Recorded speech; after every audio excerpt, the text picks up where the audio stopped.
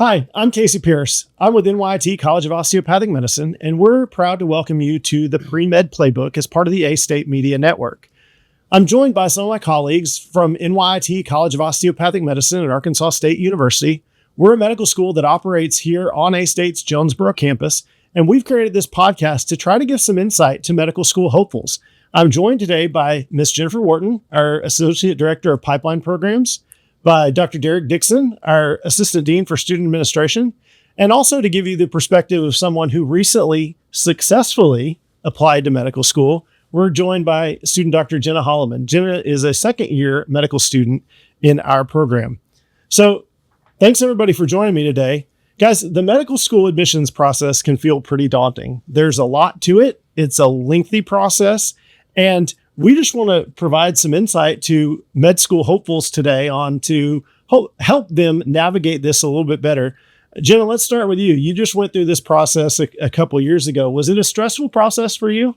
It was absolutely a stressful process. I had taken a couple years, gap years after graduating from undergrad. So during that time, I was working and trying to figure out how to study for the MCAT and then do all the applications in a timely manner. There's a lot more writing than I thought there was necessarily going to be with secondaries and just finding out personal statements and then doing a lot of self-reflecting too. So it definitely took a long time. It was a stressful process, but I made it here today. So I'm very thankful for all that time that I spent doing it. And now you can speak to that experience as we continue this conversation. Jennifer, I want to start with you. For students looking to apply to medical school, there's a ton of information out there. It's on Reddit, it's in Google searches, it's all over the place. Some of it I'm sure is good, some of it maybe not so much. But from the perspective of someone who is involved in the admissions process, what's maybe one misconception and what's one thing med school hopefuls absolutely need to know early on? I think one thing that would be really helpful to know early on is that you can actually start your medical school application very early in your collegiate career. You can start working on volunteering. You can start working on your experiences, shadowing opportunities, following different healthcare professions just to get a new perspective, to understand a little bit more about the profession outside of what you see on TV. And I think that going ahead and having those experiences early on can be really beneficial for you when it comes time to complete your application, but it also keeps your passion going for the healthcare careers, especially when it comes to becoming a physician. It is reminding you of your why. Why do you want to pursue this career and why is it important? And how do you hope to impact your community? And the other piece of that, is there a misconception that you think people, I think you may have given that just in the place at which you get started. It's not really a point A. It's kind of it's just part of your journey. Is that what you'd say? Yeah, absolutely. I think that it really is just a part of your journey. And one of the, I think probably to answer the misconception piece of it that we see is that people think that we're only wanting to see you as a student. And what does it look like when you're only taking your biology classes or your chemistry coursework? We have a lot of people who can go through coursework and do really well, but we want to see who you are as a physician. And that means a lot more than just what you're book learning, but that's who you are for the community that you're going to be a part of, as well as who you are as an individual. And that plays into a lot of the missional element of our school, which we're going to talk about on some further episodes. But we want to stay focused specifically on the admissions element. Dr. Derek Dixon, our Dean of Students who supervises our student administration staff, and you're kind of oversee the entire process for our campus. I want to ask you the same questions that I posed to Jennifer. What are some things that students need to know? And what's maybe something that you hear people say that needs maybe a little bit of correction or redirection? I think one of the things that's very important for students to understand, especially when they are seeking to apply for our program, is that it's very important to understand the why in terms of why osteopathic medicine is important to you. I think that I know that there's a lot that goes into applying to medical school, and you have multiple schools that you're applying to. It's easy to just have just one set core pieces of material that you're submitting. But when you're sitting in front of an osteopathic medical institution, it's important to understand why that philosophy fits into what type of medicine and what type of physician you want to be. And so that's one piece that I would always add to students, to infuse that into their materials, shadow someone that comes from that specific background. But one of the misconceptions that I think that is also very prevalent, especially for the populations that we're hoping to serve, and just thinking about when you talk about the mission elements that we're going to get into in further episodes. But I think it's very important for individuals to know that a lot of times people assume that medicine is out of their range or far-fetched, or because of where I'm from, that's not something that's obtainable for me. And we need students to start understanding early on that it doesn't matter where you come from. It doesn't matter what your start is. As long as you are building these pieces along the way, medicine is absolutely something that's attainable to you, and you can impact your community. Yeah, very good. Very good advice. Very good perspective. Jenny, you're nodding a lot. Is there anything that you want to build on or add to that what they've said just from your personal experience going through the process? I think definitely having that experience kind of shadowing and being in the medical field. I worked as an ER scribe and a medical assistant. That kept me involved in the medical field while I was trying to apply and make sure that this is what I wanted to do. So those were great opportunities for me to be able to continue searching for that why, continue being passionate, and then staying involved with my communities too. Always making sure I was volunteering because I just really was passionate about it as well. Like not trying to tick off check boxes on an application, but really honing in on something that I was passionate about, that I could also talk about in interviews as well. So I definitely agree with everything that they said. It's a long process. It's a hard process, but as long as you have the people that support you and you're passionate about what you're trying to attain, you can definitely succeed. Awesome.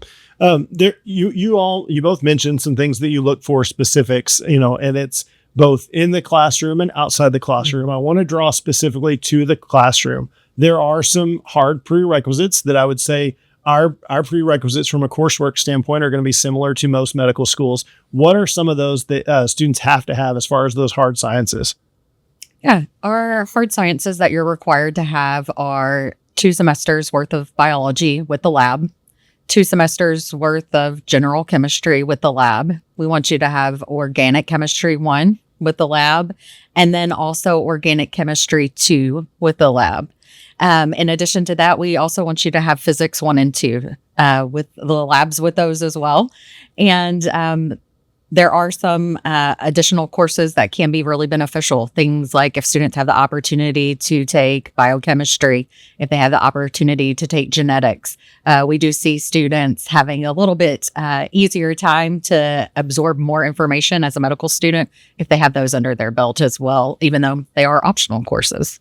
Now, Jenna, your undergraduate degree was in biology. And speaking before we got rolling today, you said that was a very wise decision for you because of that science, that base, that foundation that it provided for you once you got to medical school. Is that right? Absolutely. Yes. It definitely helped me be able to follow a pathway to kind of tick off some of the requirements that are necessary to be able to go to medical school. But it also opened up opportunities to be able to do other aspects that are opportunities at my school as well. So it was helpful to be able to check those boxes. But I also really enjoyed learning them. Maybe not organic chemistry. That one I didn't love as much, but general chemistry and all the biology, I was very passionate about those. So I ended up choosing biology as my major. And then I actually did a public health degree as well underneath that, because I also wanted to be able to learn more about how I can serve different communities and the aspects that go along with it too. Yeah. You said it's hard. It's supposed to be hard, isn't it? It is supposed to be hard. Yes. Yeah. And Dr. Dixon, speak to that too. I mean, you said it. It's possible we see students come through that are very successful, but it is going to challenge students. Yeah. Medical school is hard. I say that in orientation because there's no other way to sugarcoat it. It's a hard process, but it's not impossible. And I think that outlining what Jenna and Jennifer outlined in terms of the coursework that you need, it's more than just the science. It's also building up your stamina. And I would encourage students that when you're going through your undergraduate space, I would stray away from taking one hard course and surrounding it by a whole bunch of easy classes, if that makes sense. I would create now within reason. We want to make sure you're not overloading yourself, but the more you can have those rigorous courses kind of stacked among each other while you're going through your undergraduate space, you're building up that academic rigor and you're building up that stamina that you need, because when you get into that first year of medical school, it's going to hit you really hard. And if you're not used to being able to work at that level and at that pace, then it can be a major adjustment to you, as opposed to if you're taking those courses we're outlined and you're putting them to the point to where it's really challenging you along the way, you build up that stamina. Yeah, I've heard kind of an analogy of you got to prepare a long time to run a marathon, and medical school is a marathon to some extent. So you need that undergrad coursework and preparation to help you build up to where you're in shape from an academic standpoint to be able to do that. Is that fair? Absolutely. I think that as you're moving towards the goal of getting ready to apply to medical school, the more that you can do to start preparing for the rigor that it takes to make it through medical school, the more you're setting yourself up for success. So whether that's finding different study methods, whether that is finding different resources, whether that is reaching out and finding a mentor who's in the field, then all of those things are going to be helpful for you. Awesome. So the biggest piece, I think, probably that gets talked about in the pre-med process is the MCAT, the admissions test that all medical schools generally, overarchingly require students to take. We're going to talk about the role that plays into the admissions process, but I think there's probably some background for people, and maybe we'll start with the one person in this room that has taken an MCAT. So what is the MCAT exactly? So the MCAT is a very long exam that you sit for that encompasses a bunch of different of those kind of prerequisites that are necessary that you take in undergrad. So it's testing you on those hard science subjects to make sure you have a base knowledge of them. Absolutely. And then there's also a component of kind of the reasoning and understanding of critical thinking in different written requirements. So there's that section of it as well. So you've got biology in there, genetics, psychology, then the CARS section, that's that reasoning and understanding, critical thinking, and then several other subjects as well. It has been a little bit since I've taken it, so thank goodness, but yeah. How long do you have to complete that exam? Is it a lengthy one? You know, we talk about our board exams in medical school. I think those are 8-hour exams you're going to get to take, I believe, this summer for the first time. How does the MCAT compare to that? I believe it's similar in terms of the time frame. It's about just as long as that, I think. Yeah. So, you know, you hear just a hard score, like how heavily that weighs into a person's ability to get into medical school. So in relation to personal statement, personal experience, those things we hit on, how heavily does the MCAT weigh, or do you guys think it should weigh in some situations? Sure. So speaking for our institution in particular, the MCAT does play a piece in the application process. We wouldn't ask a question if we didn't need to have an answer there. But we also know that that's not the whole story. There are different factors that go into taking a standardized exam. And we do tend to see some correlation with how well students do in medical school, especially when they're first starting. But after that, moving forward, there's kind of pros and cons to individuals, whether they've done really excellent in medical school. When you're looking at their application, that's always a good thing to see. But also we want to know who you are as a person. So we really take that holistic review of an application. So it is a piece of it for us. But I wouldn't say it is the driving factor for our institution. Dr. Dixon, build on Jennifer's comments. I know you have perspective on that. I've heard it say that it kind of levels the playing field. It gives you, students get such different coursework depending on where you go to undergrad, that test can give you an idea of exactly what they got from a preparation standpoint. Is that fair and accurate? Absolutely. You actually hit exactly on what I was saying. We have students that come from all over the country, institutions from all over the nation, and they are taking coursework through the lens in which that institution feels as though that information should be presented. And so it's different depending on what space you're in. But what the MCAT is supposed to do is it's supposed to create a space to where we can standardize your knowledge no matter where you went for undergraduate education. And then when you have that standardized score, now I can compare that based on other students that are in the pool to gauge how their ability to be ready for medical school. So let's focus specifically on NYIT Com in Arkansas State University. Again, I mentioned at the outset, our medical school sits on a large undergraduate university. We were founded through a public-private partnership with that university. And last August, we announced a pretty unique program with A-State. We also have that in place with Henderson State University, which is also part of the Arkansas State system. But through this program, we call it Freshman to Physician. And I'll let Dr. Dixon and Jennifer, you guys tell the parameters of it. But the big component about that does center around that MCAT gauge that we were talking about. So either one of you take that and run with, help explain us what the Freshman to Physician is and why A-State and NYIT and also Henderson have joined in this partnership. Absolutely. So this is really a unique opportunity, and I'm so glad that we get to be a part of it. But what we are encouraging students to do, if they know that they want to become a physician, they are a dedicated pre-med major, we're encouraging them to apply for this opportunity. And really what we do is we identify students after their first semester at either Arkansas State University or Henderson State University. And what we do is they have an application. They fill out an application to be part of this freshman to physician pathway. And what we as an institution do is support the student along with our Arkansas State counterparts to set them up to be a very successful medical student down the road. So we are looking at opportunities for mentorship. We are looking for opportunities for more hands-on and immersive experiences for these students.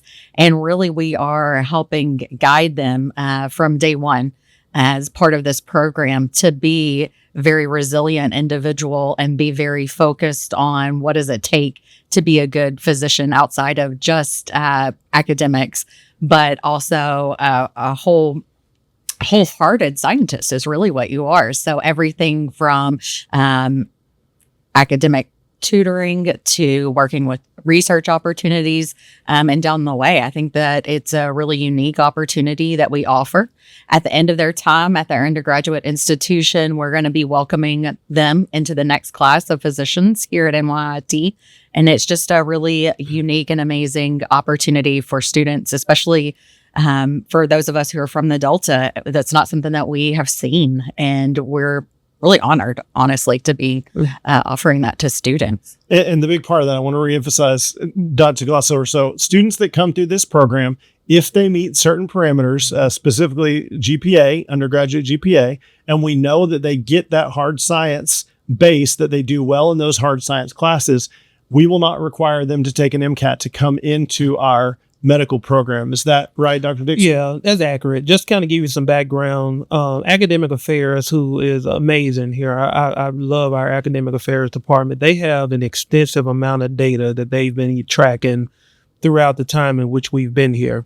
And about a year or so ago, they realized that they saw a correlation between students who have a core set of classes that are in the hard science areas, that if students have taken these classes, they're more likely to be successful here. Doesn't matter what your MCAT score is or where you're from, what your undergraduate institution. If they have that block of courses, then they're usually successful. And so we took those classes and then we created this kind of an agreement that we started to go out and work with undergraduate institutions to say that, hey, can we create a pathway that if we know that students coming into college, if we can foreshadow and know that if they have these classes, then they're going to do well with us, then let's go ahead and not only cultivate that from the time they get to campus, but also build and mentor them along the way, like Jennifer said. And so for those students that enter into the pathway at A-State or at Henderson, they have about 60 credit hours that we know that's a part of that block.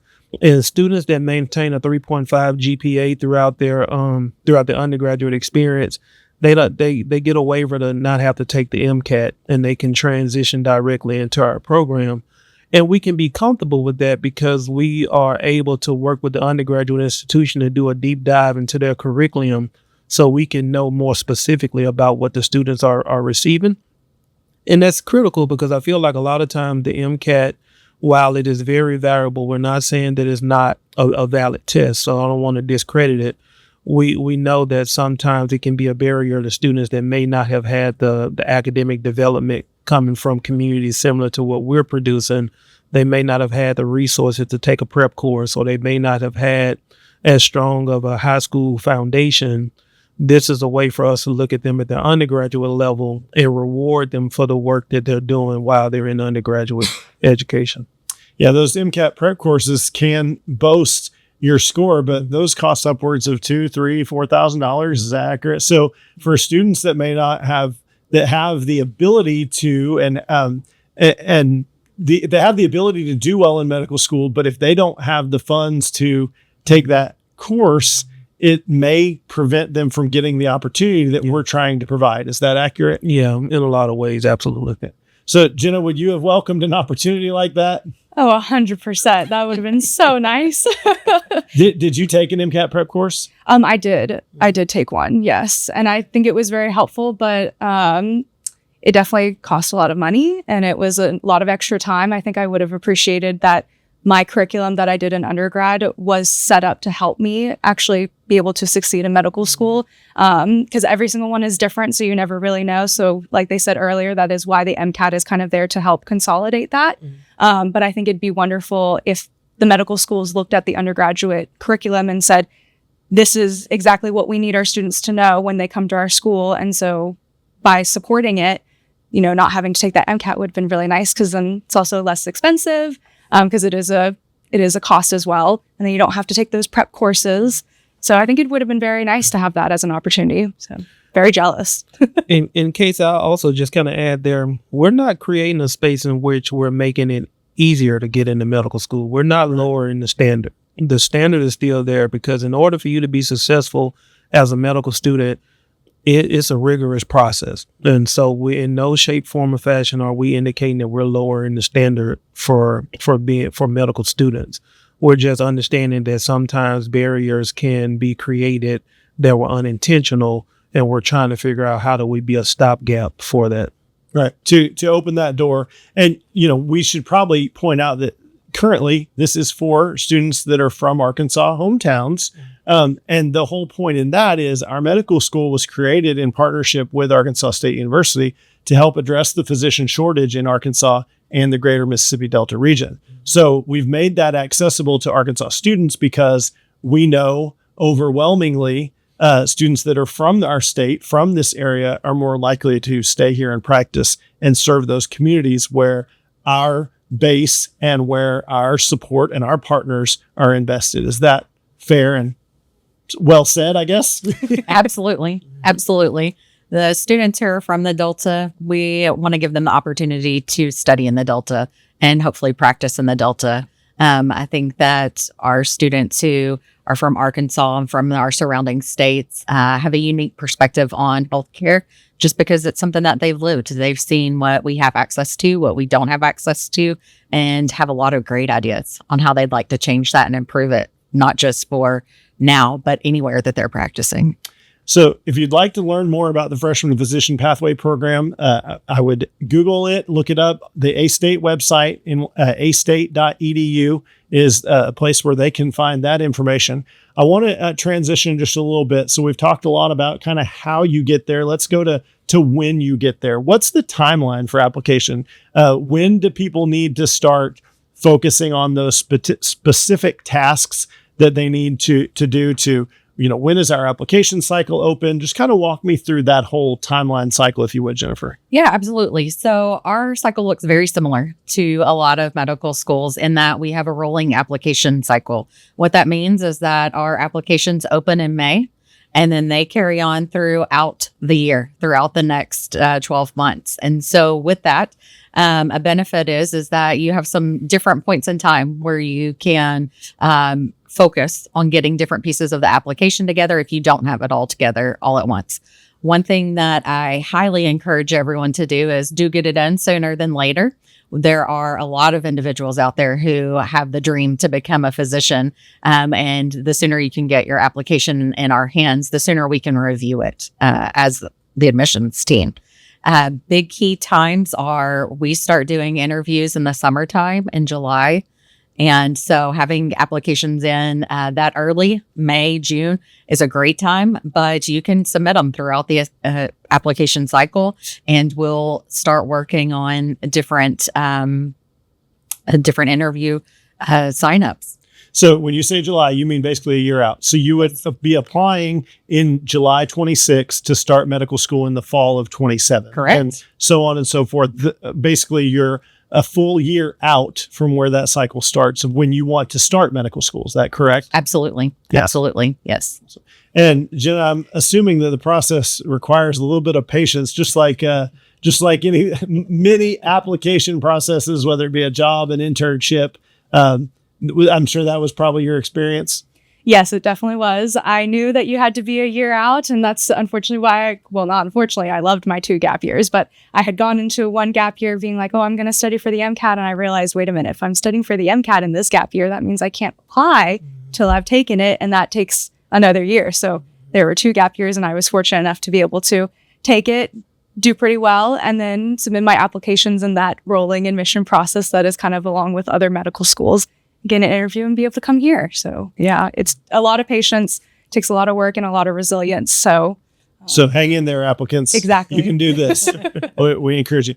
We're going to wrap up our conversation here in a minute, but I want to give each of the 3 of you an opportunity to, Jenna, we'll start with you. One piece of advice 5, 6, 7 years ago as you were really honing in on your decision to pursue medicine. What's something that you wish you know now, you wish you would have known then as you were beginning the application process? I think the biggest thing was just understanding that there is no perfect applicant. We all have our own unique journeys and unique experiences that can be, submitted for, becoming a physician. That's what makes us all great and wonderful people. So kind of staying true to myself, being passionate about what I was interested in, staying resilient amongst all of the different timelines and all the different expectations from yourself or your families or anything like that. Those were kind of the big things that I think I would have liked to remind myself from 5 years ago. So. And Dr. Dixon, is there anything specific you'd like to say to med school hopefuls, maybe a word of encouragement or just something that they need to know? I think that it's important for medical school hopefuls to know that when you are going through this process and you are building out, potentially this as a career opportunity, it's important to know that, medical school and being a doctor is something that you have to want to do. Like, I think that a lot of times, we may look at the prestige or the power or the salary and we're like, oh, I want to do that. But if you don't have a passion for medicine or a passion for helping individuals, medical school usually weed out those individuals. And so I would encourage individuals to really take time to do those shadowing opportunities to engage with the profession, because we have some students that can come in and just, go through it and they don't necessarily have that strong passion. But for the vast majority of people, when you think about the career is so demanding and is so intentional and it's such a heavy responsibility that you have to want to be here. We have students that may walk through the door with almost a 520 MCAT that didn't have a passion to be here, and they're gone in the first semester because they decided that this is not what their journey should be.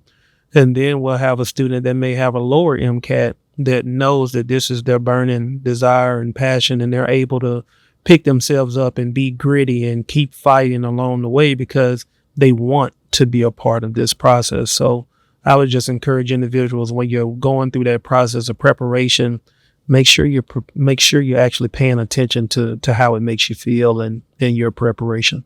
And I would add to that, we need doctors. We need you to be sure of that. It's very noble, mm-hmm. But at the same time, as you're saying, as we've said, it's not easy, mm-hmm. and we want people to be aware of that. But also, the reason why we do things like this is to hopefully equip students better as they attack this process. Jennifer, I'm going to give you the last word. One takeaway, one thing you'd like medical school hopefuls to know. One thing I would like medical school hopefuls to know is that there are a lot of resources out there for you, and it is almost imperative that you use those. You do not have to do this process by yourself. There's a lot that goes into it, but you don't at any point in time need to think you need to be doing it by yourself. Reach out to your pre-med committee, reach out to your pre-med advisor, and hopefully find a mentor as you're going through the process. Those are all things that are resources and easily obtainable. And in addition to that, I've yet to meet an admissions person who wasn't happy to answer a question. So always reach out to admissions as well. So those are my takeaways that I would love to see medical students doing more of, is utilizing the resources that are out there. And if you don't know what they are, be curious and ask. Yeah, that is really good stuff. Jennifer, Jenna, Dr. Dixon, thank you all so much. I think this has been a great conversation that hopefully our pre-med students, our med school hopefuls will take away from. To learn more about NYIT College of Osteopathic Medicine at Arkansas State University, you can visit us at nyit.edu. You can also follow us. Our social media channels are all NYITComAR, NYITComAR on Instagram, on Facebook, on X, to find out more about our medical school and see some of the exciting things that are happening day to day on our campus here in Jonesboro that are really impacting healthcare in Arkansas and the Mississippi Delta and beyond. I'm Casey Pierce. It has been a pleasure to have you all today. We hope you'll tune in again as we provide more insight to pre-med hopefuls through the pre-med playbook. So thanks so much for your time. We'll see you guys next time.